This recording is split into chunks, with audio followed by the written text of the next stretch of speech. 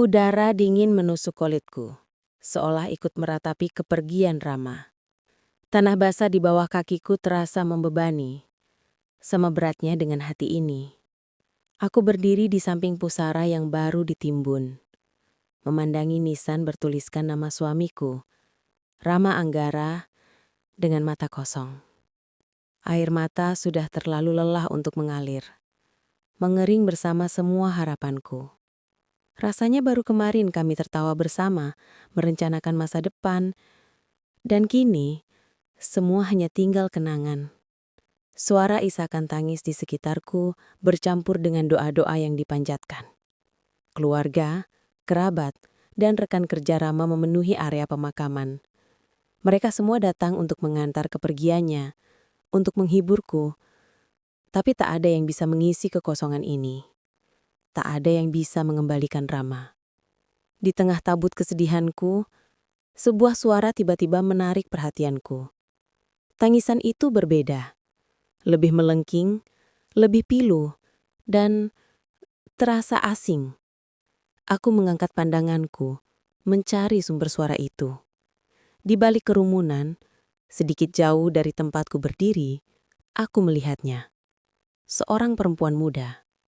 Usianya mungkin awal 20-an, dengan rambut hitam panjang tergerai menutupi sebagian wajahnya. Ia berlutut di tanah, bahunya bergetar hebat dan isakannya terdengar lebih keras dari tangisanku sendiri. Mataku terpaku padanya. Siapa dia? Aku tak pernah melihatnya sebelumnya. Tak ada satupun dari keluarga Rama yang tampak mengenalnya. Pakaiannya sederhana, tapi raut wajahnya dipenuhi duka yang seolah setara denganku. Bahkan mungkin lebih dalam. Mengapa? Siapa dia sampai bisa menangisi Rama seperti itu? Sebuah bisikan tak menyenangkan mulai merayapi benakku.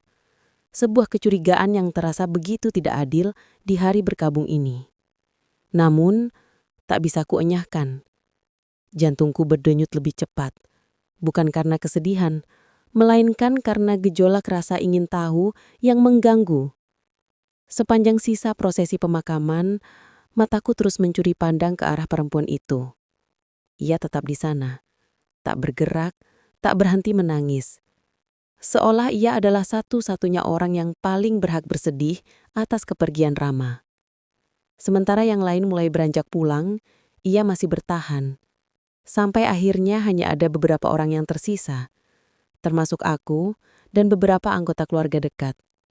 Aku melihatnya bangkit perlahan, menyeka air matanya dengan pegung tangan, lalu berjalan pergi tanpa menoleh ke belakang. Secepat ia muncul, secepat itu pula ia menghilang, meninggalkan jejak pertanyaan yang menganga dalam hatiku. Siapa kau, perempuan misterius? Dan apa hubunganmu dengan suamiku, Rama? Itu adalah awal dari sebuah pertanyaan yang akan mengubah segalanya. Malam setelah pemakaman terasa lebih dingin dan sunyi dari biasanya.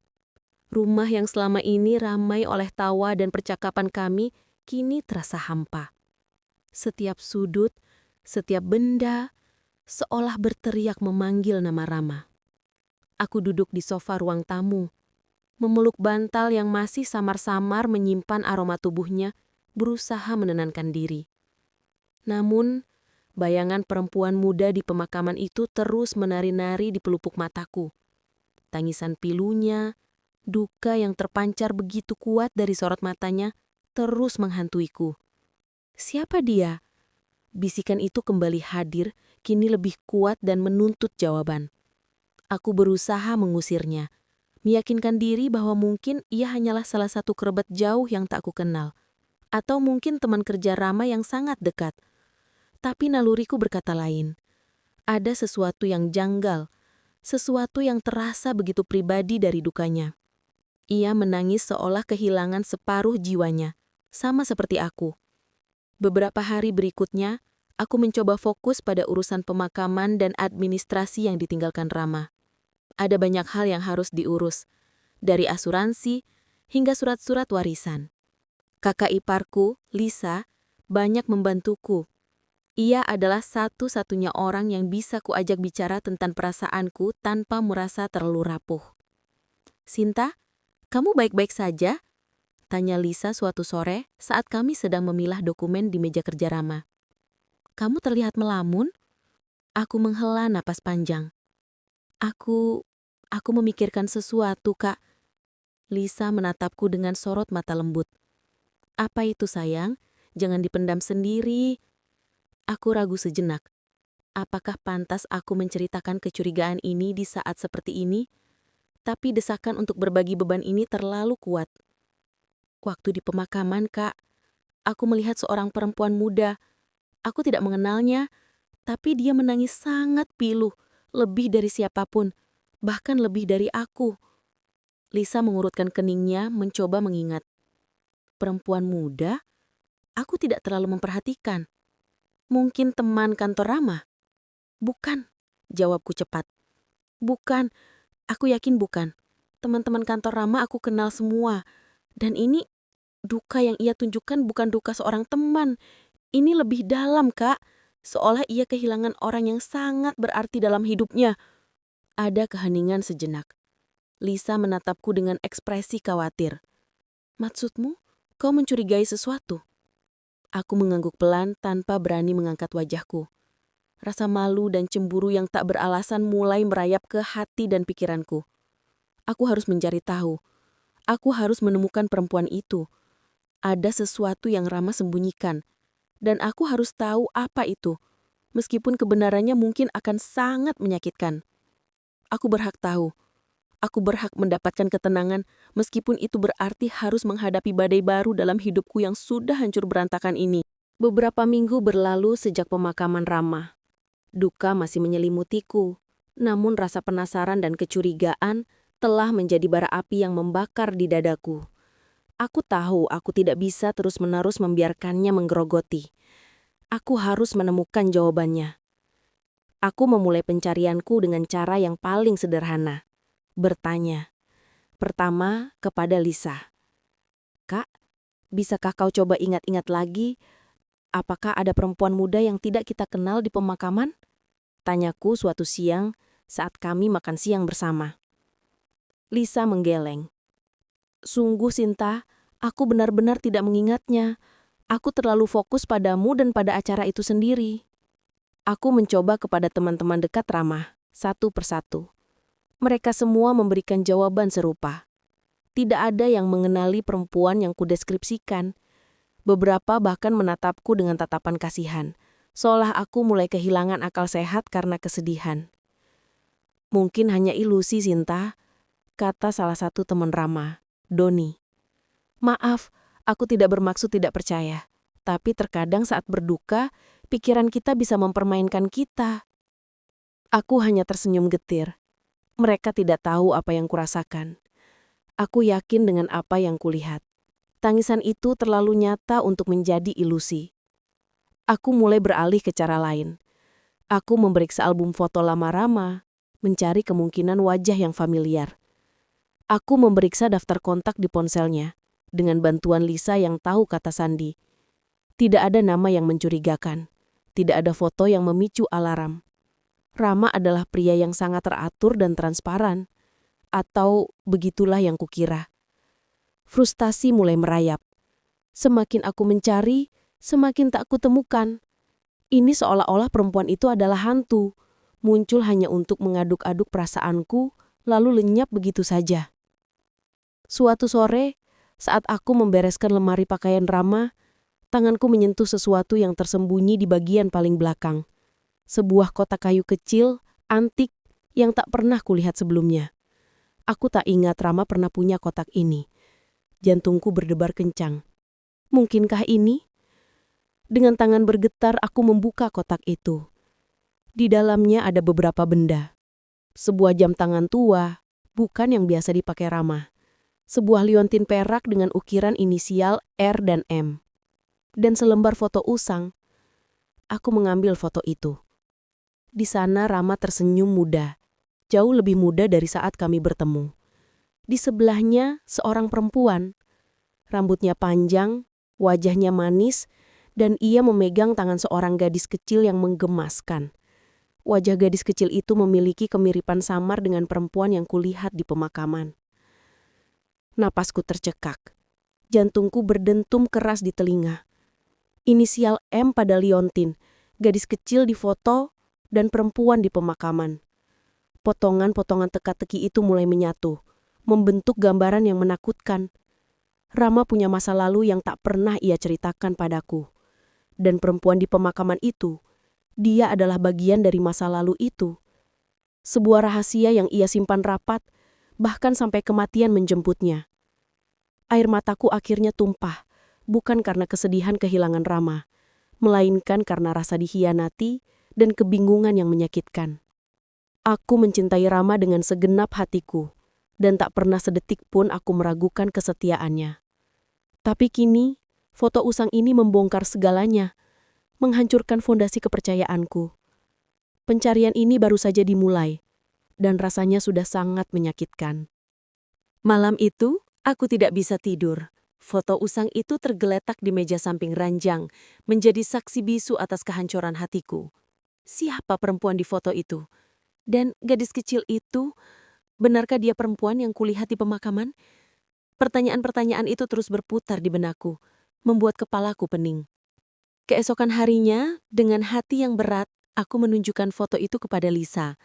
Ia menatapku dengan ekspresi terkejut, lalu mengambil foto itu dari tanganku. Ini Rama saat muda, gumamnya, matanya menyipit. Tapi perempuan ini, aku tidak mengenalnya. Bagaimana dengan gadis kecil ini, Kak? Tanyaku, suaraku nyaris berbisik. Apakah dia mirip dengan seseorang yang kau kenal? Lisa membalik-balik foto itu, mencoba mengingat.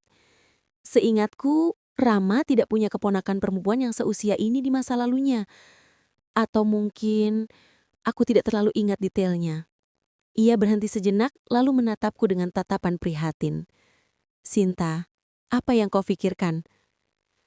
Aku menceritakan padanya tentang kotak kayu itu, tentang jam tangan tua, dan liontin berinisial R dan M.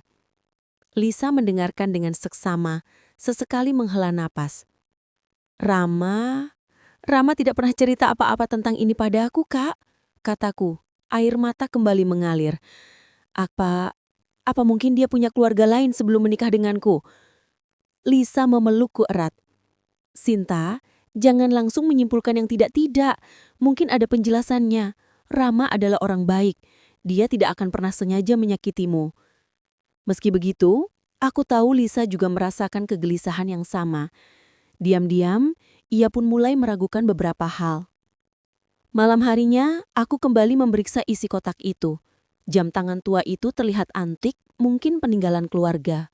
Liontin itu, aku memegangnya erat. Inisial R untuk Rama, dan M untuk siapa? Gadis kecil di foto itu? Aku mencoba mengingat setiap detail kecil yang pernah Rama ceritakan tentang masa lalunya. Ia selalu berbicara tentang orang tuanya, masa kecilnya di kota kecil, kuliahnya, dan bagaimana ia pindah ke kota ini untuk bekerja. Tak pernah sekalipun ia menyebut tentang seorang perempuan dengan inisial M atau seorang anak. Rasanya seperti ada bagian besar dari hidupnya yang sengaja ia hapus dari narasinya padaku. Aku merasa dikhianati, namun di sisi lain aku juga merasa iba. Mengapa Rama menyembunyikan ini? Apakah ia takut kebenaran akan menghancurkan hubungan kami? Atau ada alasan yang jauh lebih rumit? Aku tahu aku harus lebih dalam lagi menggali masa lalu Rama. Hanya dengan begitu, aku bisa menemukan jawaban atas teka-teki ini dan mungkin menemukan kedamaian yang sangat kubutuhkan. Aku memutuskan untuk mengunjungi kota tempat Rama dibesarkan. Mungkin di sana ada seseorang yang bisa memberiku petunjuk. Seseorang yang tahu tentang perempuan di foto itu dan tentang gadis kecil itu. Aku harus siap menghadapi apapun yang akan kutemukan. 2 minggu kemudian, aku tiba di kota kecil tempat Rama dibesarkan. Suasana di sini sangat berbeda dengan hiruk-pikuk kota tempatku tinggal bersama Rama. Lebih tenang, lebih sederhana, dan seolah waktu berjalan lebih lambat. Aku menyewa kamar di sebuah penginapan kecil, jauh dari rumah keluarga Rama yang kini kosong. Aku ingin melakukan pencarian ini secara diam-diam, tanpa diketahui oleh siapapun, terutama keluarga Rama. Aku membawa serta foto usang itu. Aku tahu resikonya. Jika ada yang mengenali perempuan di foto itu, mungkin mereka juga akan bertanya-tanya, mengapa aku, istrinya, tidak mengetahuinya. Tapi aku harus mengambil resiko itu. Pencarian dimulai dari tempat-tempat yang sering Rama ceritakan. Sekolah lamanya, taman kota, kedai kopi favoritnya saat remaja. Aku bertanya kepada orang-orang tua yang masih berjualan di sekitar sana, atau duduk-duduk di bangku taman. Dengan hati-hati, aku menunjukkan foto itu. "Permisi Bapak Ibu," kataku pada seorang penjual sayur di pasar tradisional. "Apakah Bapak Ibu mengenal perempuan di foto ini? Dia teman suami saya waktu kecil." Kebanyakan dari mereka menggelengkan kepala atau menatapku dengan tatapan bingung. Sampai suatu sore, saat aku duduk di sebuah kedai kopi tua, seorang kakek penjual koran yang sering Rama ceritakan menghampiriku. "Mbak, saya lihat Mbak dari tadi mondar-mandir sambil bawa foto itu. Mencari siapa, Nak?" tanyanya dengan suara serak. Aku sedikit terkejut, namun ini adalah kesempatanku. Aku mengeluarkan foto itu dan menunjukkannya padanya. "Kakek kenal perempuan ini?" Kakek itu memakai kacamata baca, mendekatkan foto ke matanya. Wajahnya berubah. Ada sedikit kerutan di dahinya, seolah ia sedang menggali ingatan jauh. "Astaga, ini Mirna," serunya suaranya sedikit meninggi. "Mirna Puspita. Dia dulu tetangga sebelah rumah keluarga Anggara. Sangat cantik, ramah dan pintar." Jantungku berdebar kencang. Mirna. Jadi inisial M itu adalah Mirna? "Kakek kenal dengan dia. Bagaimana dengan gadis kecil ini?" tanyaku menunjuk gadis kecil di foto. Kakek itu menghela nafas panjang. "Gadis kecil itu Maya, putri mereka." Dunia di sekitarku seolah runtuh.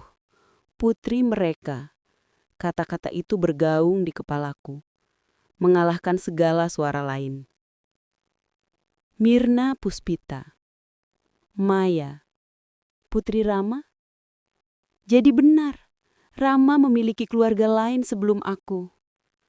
Sebuah keluarga yang ia sembunyikan rapat-rapat. Aku menahan nafas, berusaha tetap tenang. Putri mereka. Jadi, Rama dan Mirna pernah menikah. Kakek itu menatapku dengan tatapan heran. "Mbak ini istrinya Rama kan? Kenapa tidak tahu? Mereka menikah muda, sangat muda. Tapi kemudian Mirna meninggal karena sakit setelah Maya lahir. Rama sangat terpukul." "Sakit? Meninggal setelah Maya lahir?" Aku terhenyak. Bukan perceraian, bukan perselingkuhan. Kematian. Rahasia ini jauh lebih kompleks dan menyakitkan dari yang kubayangkan. Rama tidak pernah meninggalkannya. Kematianlah yang memisahkan mereka. Dan Maya. Maya adalah putri Rama yang ditinggalkan ibunya. Aku merasakan gelombang emosi yang campur aduk. Rasa sakit karena dikhianati bercampur dengan rasa iba yang mendalam. Rama kehilangan istri pertamanya, ibu dari putrinya, saat ia masih sangat muda. Betapa beratnya beban itu. Dan aku tidak pernah tahu. Aku berterima kasih kepada kakek penjual koran itu, berusaha menyembunyikan gejolak dalam diriku. Aku harus mencari tahu lebih banyak tentang Mirna dan Maya. Apakah Maya masih tinggal di kota ini? Apakah ada yang merawatnya? Rasa ingin tahu yang tadinya hanya didorong kecurigaan, kini berubah menjadi kebutuhan mendalam untuk memahami seluruh kebenaran. Untuk memahami Rama seutuhnya. termasuk masa lalunya yang paling menyakitkan. Aku mengambil keputusan untuk mencari tahu keberadaan Maya. Informasi dari kakek penjual koran itu membuka tabir yang selama ini tertutup rapat. Rama tidak berselingkuh. Ia tidak meninggalkan siapapun. Ia kehilangan istrinya, Mirna, dan kemudian harus membesarkan putri mereka, Maya, seorang diri. Pikiranku berkelana, membayangkan betapa sulitnya masa muda Rama. Aku memutuskan untuk mencari tahu lebih lanjut tentang Maya. Kakek penjual koran memberitahuku bahwa setelah Mirna meninggal, Rama sempat merawat Maya sendirian untuk beberapa waktu. Namun kemudian Maya dititipkan pada nenek dari pihak Mirna yang tinggal di sebuah desa tak jauh dari kota itu. Rama sering menjenguknya, tapi kemudian ia pindah ke kota besar untuk mencari pekerjaan.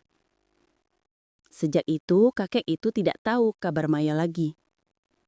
Berbekal petunjuk itu, aku mencari alamat nenek Mirna.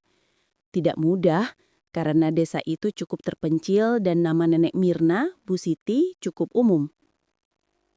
Setelah bertanya ke sana kemari, akhirnya aku menemukan sebuah rumah tua yang asri, dikelilingi kebun bunga. Aku melihat seorang perempuan tua sedang menyiram tanaman. Dengan langkah ragu, aku menghampirinya. "Permisi, Bu. Apakah benar ini kediaman Ibu Siti?" Perempuan tua itu menoleh, menatapku dengan tatapan ramah namun penuh selidik. "Benar, Nak. Ada apa?" Aku menunjukkan foto Rama, Mirna, dan Maya. "Ibu kenal mereka? Saya Sinta, istri Rama Anggara." Wajah Bu Siti berubah, matanya membulat, lalu ia menghela nafas panjang. "Sinta? Istri Rama? Duduklah, Nak." Kami duduk di teras. Bu Siti memandang foto itu dengan tatapan penuh kenangan. "Sudah lama sekali. Ini Mirna, putri saya, dan ini Maya, cucu saya." Aku memberanikan diri bertanya, "Maya, apakah dia masih tinggal di sini, Bu?" Bu Siti menggelengkan kepala. "Tidak, Nak. Setelah lulus SMA, Maya memutuskan untuk kuliah di kota besar. Dia bilang ingin mandiri, tidak ingin terus membebani neneknya yang sudah tua ini. Rama sering mengiriminya uang untuk kuliah dan biaya hidup. Jadi, Rama masih terus berhubungan dengan Maya?" Tanyaku, sedikit lega namun juga tersayat. "Ia menyembunyikan ini dariku, tapi tidak melupakan putrinya." "Tentu saja," jawab Bu Siti. "Rama sangat mencintai Maya. Ia adalah satu-satunya peninggalan Mirna. Sebelum meninggal, Mirna berpesan pada Rama untuk selalu menjaga Maya dan memastikan Maya mendapatkan pendidikan terbaik. Rama bersumpah akan memenuhi janji itu." Janji. Sebuah janji yang ia sembunyikan dariku. Sebuah janji yang ia penuhi hingga akhir hayatnya tanpa memberitahuku sama sekali.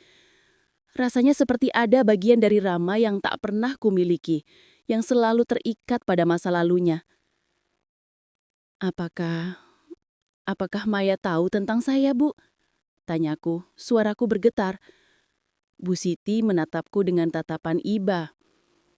"Rama pernah memberitahuku bahwa ia sudah menikah lagi dengan seorang perempuan baik bernama Sinta. Tapi ia bilang tidak bisa menceritakan tentang Maya padamu, Nak. Ia takut kamu tidak bisa menerima keberadaan Maya atau merasa cemburu dengan masa lalunya. Rama sangat mencintaimu. Ia tidak ingin kehilanganmu." Kata-kata Bu Siti bagai pisau yang menusuk hatiku. Rama takut. Ia takut aku tidak akan mengerti. Ia takut aku akan meninggalkannya. Air mata kembali mengalir di pipiku. Bukan kemarahan, tapi lebih pada kesedihan yang mendalam. Kesedihan atas kesalahpahaman yang tak pernah terpecahkan. Atas rahasia yang ia bawa sampai mati. Tapi, mengapa ia tidak menceritakannya sekarang? saat ia sudah tiada? Tanyaku, lebih kepada diriku sendiri. Mungkin dia berpikir itu adalah cara terbaik untuk melindungimu dan Maya. Dia tidak ingin ada yang terluka. Dia selalu memikirkan kebahagiaan orang-orang yang dicintainya, meskipun itu berarti mengorbankan perasaannya sendiri. Aku pamit pulang setelah Bu Siti memberikan alamat kos Maya di kota. Dengan langkah gontai, aku berjalan kembali ke penginapan. Kini, aku tahu nama perempuan di pemakaman itu, Maya, putri Rama, dan ia menangis sepilu itu bukan karena kehilangan teman atau kekasih, melainkan karena kehilangan ayahnya. Sama sepertiku, ia juga berduka. Aku merasa lega karena tahu kebenarannya. Namun pada saat yang sama, hatiku hancur berkeping-keping. Ada bagian dari hidup Rama yang tak akan pernah bisa kudapatkan. Sebuah rahasia yang ia bawa hingga akhir. Aku harus bertemu Maya. Aku harus berbicara dengannya. Aku kembali ke kota dengan perasaan campur aduk. Hati terasa berat, namun ada juga sedikit kelegaan karena misteri itu mulai terkuak. Sekarang aku tahu siapa perempuan di pemakaman itu. Maya, putri kandung Rama. Dan alasan tangisnya yang pilu, kini benar-benar masuk akal.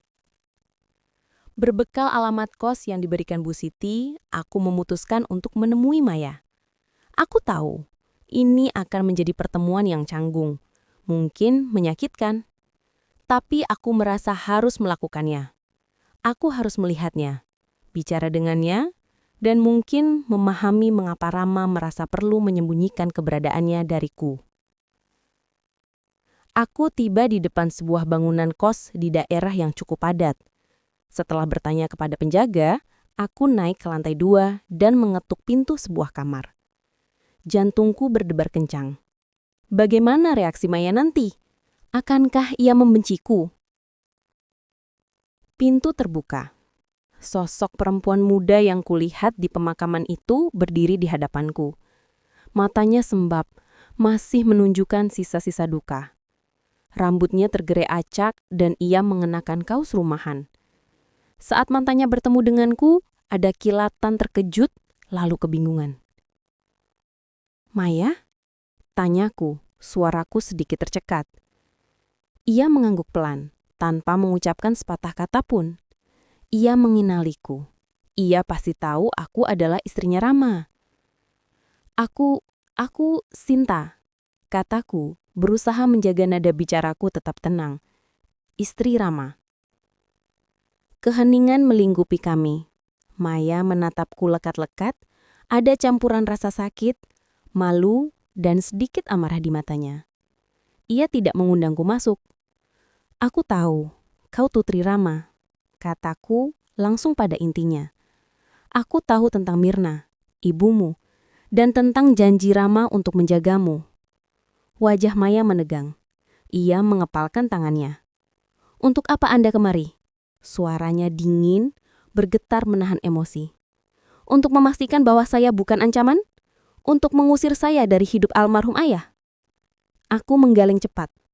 Bukan Maya, sama sekali bukan. Aku kemari karena aku ingin tahu. Aku ingin mengerti. Rama tidak pernah menceritakan apapun padaku tentang masa lalunya. Aku baru mengetahuinya beberapa minggu terakhir. Maya menatapku dengan tatapan tidak percaya. Tidak mungkin. Ayah pasti menceritakannya. Ia tidak akan mungkin menyembunyikan saya dari istrinya. Tapi ia melakukannya. Kataku, mataku berkaca-kaca. Ia takut aku tidak akan bisa menerimamu atau cemburu dengan masa lalunya. Ia takut kehilangan aku. Melihat kesungguhanku, ada sedikit perubahan di wajah Maya. Kekakuan di bahunya sedikit mengendur. Ayah memang sering begitu. Ia selalu mencoba melindungi semua orang bahkan jika itu berarti ia harus menanggung beban sendiri. Aku tidak bermaksud menuduhnya, kataku, suaraku serak. Aku merasa dikhianati. Tapi setelah tahu semuanya, aku juga merasa sedih untuknya. Ia memikul beban yang begitu besar sendirian. Maya menghela napas panjang, lalu akhirnya menggeser tubuhnya, mempersilahkan aku masuk. "Masuklah, Bu Sinta." Aku melangkah masuk ke dalam kamar kosnya yang sederhana. Dindingnya dipenuhi poster-poster band dan lukisan abstrak. Ada meja belajar yang rapi dan sebuah rak buku yang penuh. Aku melihat beberapa foto di meja samping tempat tidur. Foto Mirna dan beberapa foto Maya bersama Rama. Rama tersenyum lebar di sana dengan ekspresi yang begitu tulus, yang sering kulihat juga saat ia bersamaku. Aku duduk di kursi yang Maya tawarkan. Hening kembali melingkupi kami. Ini adalah pertemuan yang rumit, penuh dengan emosi yang tak terucap. Aku tahu, ini baru permulaan dari sebuah perjalanan panjang untuk saling memahami dan mungkin untuk menyembuhkan luka yang tak terlihat. Setelah keheningan yang panjang, Maya akhirnya mulai berbicara. Suaranya masih sedikit serak, namun kini lebih tenang. "Ayah memang tidak pernah menceritakan detail tentang Anda pada saya. Hanya bilang kalau ia sudah menikah lagi dengan seorang perempuan baik. Ia juga bilang, suatu hari nanti saya harus bisa menerima kenyataan itu." Aku mendengarkan dengan seksama. "Dia tidak pernah memberitahuku tentang dirimu, atau tentang ibumu. Aku menemukan foto kalian secara tidak sengaja." Maya menghela napas. "Ayah memang sangat protektif. Ia tidak ingin saya tahu tentang kesulitannya di kota. Dan ia juga tidak ingin Anda tahu tentang masa lalunya yang menyakitkan. Ia hanya ingin melindungi kita berdua." Aku melihat ke arah foto-foto Rama dan Mirna di meja. "Ibumu, dia terlihat sangat cantik." Maya tersenyum tipis, sebuah senyum yang getir. "Nenek bilang ibu adalah perempuan yang sangat kuat. Ia berjuang keras melawan penyakitnya demi saya dan ayah." Kami berbicara selama berjam-jam.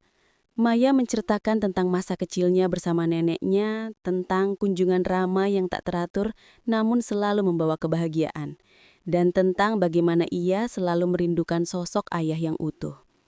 Ia juga menceritakan bagaimana Rama selalu memastikan biaya sekolah dan kuliahnya tercukupi. Meskipun ia tahu Rama kadang harus bekerja keras. "Ayah selalu mengatakan pendidikan adalah warisan terbaik yang bisa ia berikan," kata Maya, matanya menerawang. "Ia ingin saya menjadi perempuan yang mandiri dan kuat seperti ibu." Aku merasakan gelombang emosi yang kuat.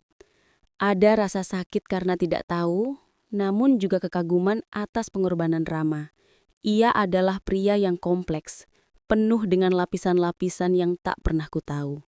Ia mencintaiku, itu pasti, tapi ia juga mencintai putrinya, dan ia memikul janji pada istri pertamanya.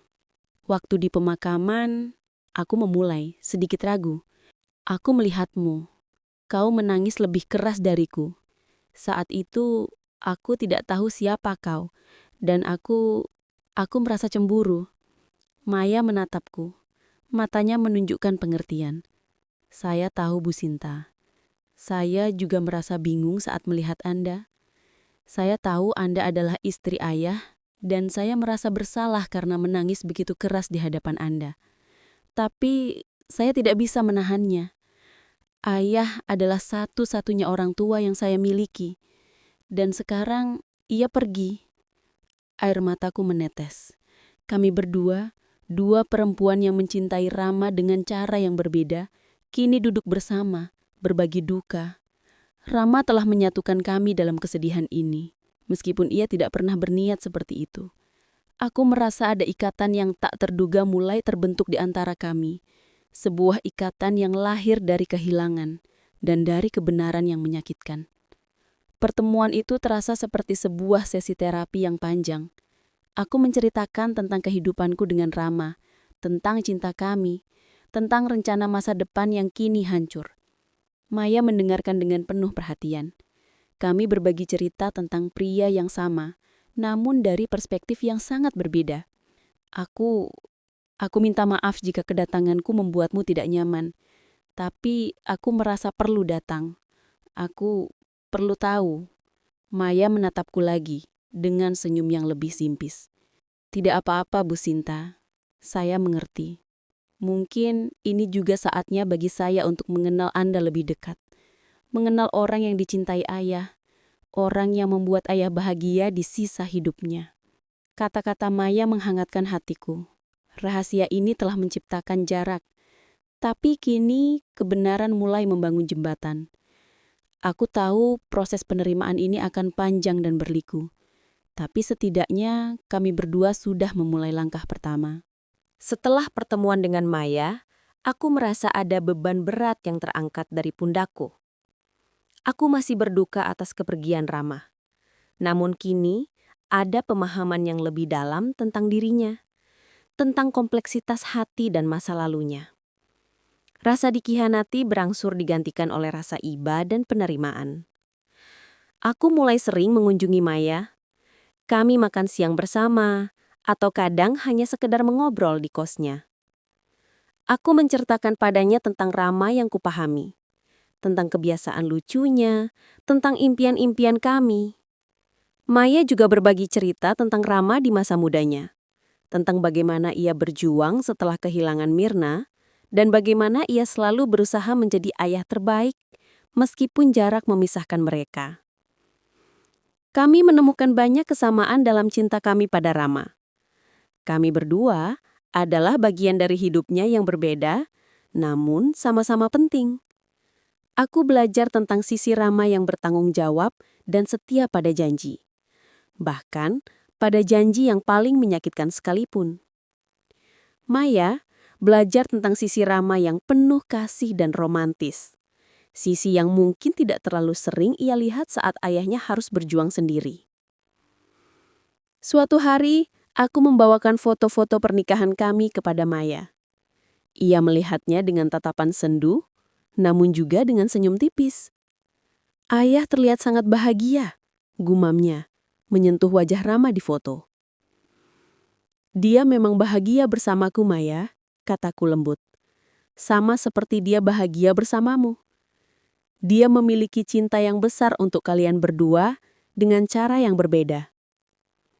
Maya mengangguk. Saya tahu itu sekarang. Saya dulu berpikir, apakah ayah benar-benar mencintai saya? Apakah saya cukup untuknya? Tapi nenek selalu bilang, ayah sangat mencintai saya. Dan sekarang, setelah mendengar cerita Anda, saya semakin yakin.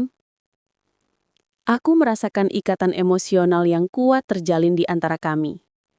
Kami adalah dua perempuan yang ditinggalkan oleh pria yang sama, namun bukan sebagai saingan, melainkan sebagai sesama penyintas. Kami berdua memiliki potongan teka-teki yang membentuk gambaran utuh tentang Rama. Kakak iparku Lisa juga terkejut saat aku menceritakan semuanya. Ia awalnya marah dan sedih karena Rama menyembunyikan hal sebesar itu. Namun akhirnya ia pun memahami. Ia juga bertemu dengan Maya dan langsung menyukai gadis itu. Maya adalah cerminan Rama, cerdas, baik hati, dan memiliki semangat yang kuat. Aku tidak tahu harus berterima kasih atau marah pada Rama karena ini, kata Lisa suatu hari sambil tertawa kecil. Dia meninggalkanmu warisan yang tak terduga, Sinta. Aku tersenyum. Warisan yang tak terduga. Benar sekali. Meskipun kepergian Rama masih meninggalkan lubang besar di hatiku, keberadaan Maya dan pemahaman yang kudapatkan tentang masa lalu Rama memberiku kekuatan untuk melangkah maju. Aku tidak lagi merasa sendirian. Aku memiliki Maya yang kini terasa seperti putriku sendiri, bagian dari Rama yang masih hidup dan bernapas. Setahun telah berlalu sejak kepergian Rama. Luka di hati ini masih ada. Namun kini, ia telah berubah menjadi sebuah bekas luka yang mengingatkanku pada cinta yang pernah ada, dan pada kebenaran yang akhirnya terungkap. Aku dan Maya semakin dekat. Ia sering datang ke rumah, membantu membereskan, atau sekadar menemaniku bercerita. Ia juga sering menghabiskan akhir pekan di sini, dan rumah yang dulunya sepi itu kini terasa lebih hidup. Aku menyadari bahwa Rama, dalam usahanya melindungi kami berdua, tanpa sadar telah menciptakan sebuah keluarga baru. Sebuah keluarga yang tidak ia rencanakan, namun yang lahir dari cinta, kehilangan, dan penerimaan. Suatu sore Maya datang dengan membawa sebuah bingkai foto. Itu adalah foto kami bertiga. Aku, Maya, dan Lisa yang diambil saat kami menghabiskan liburan bersama di Villa Rama. Kami semua tersenyum bahagia. Aku pikir ayah akan senang melihat ini, kata Maya. Matanya berkaca-kaca. Melihat kita semua rukun seperti ini. Aku mengangguk, ikut merasakan haru. Dia pasti bangga padamu, Nak. Bangga pada kita semua. Aku tahu, ada banyak hal yang tidak ku ketahui tentang Rama. Mungkin masih ada rahasia-rahasia lain yang ia simpan. Tapi aku belajar untuk menerimanya. Cinta itu kompleks. Hidup itu penuh misteri. Dan manusia, sekuat apapun ia, juga memiliki kelemahan dan ketakutannya sendiri. Maya kini memanggilku Bunda Sinta. Sebuah panggilan yang meluluhkan hatiku setiap kali mendengarnya. Aku pun mulai memanggilnya Mayaku. Merasa benar-benar memiliki seorang putri. Ia adalah peninggalan Rama yang paling berharga. Jembatan antara masa lalunya yang tersembunyi dengan masa depanku yang kini terasa lebih berarti. Kehilangan Rama adalah titik terendah dalam hidupku. Tapi dari abu kesedihan itu, muncul sebuah ikatan baru, sebuah keluarga yang tidak kuduga. Kisah ini bukan hanya tentang kehilangan dan pengkhianatan, tetapi juga tentang kekuatan cinta yang mampu melampaui kematian. Tentang penerimaan, dan tentang bagaimana sebuah rahasia yang menyakitkan pada akhirnya bisa membawa kebahagiaan dan penyembuhan. Hidup terus berjalan, dan aku tahu Rama akan selalu ada di hati kami. Sebagai kenangan, sebagai cinta, dan sebagai penghubung antara kami berdua.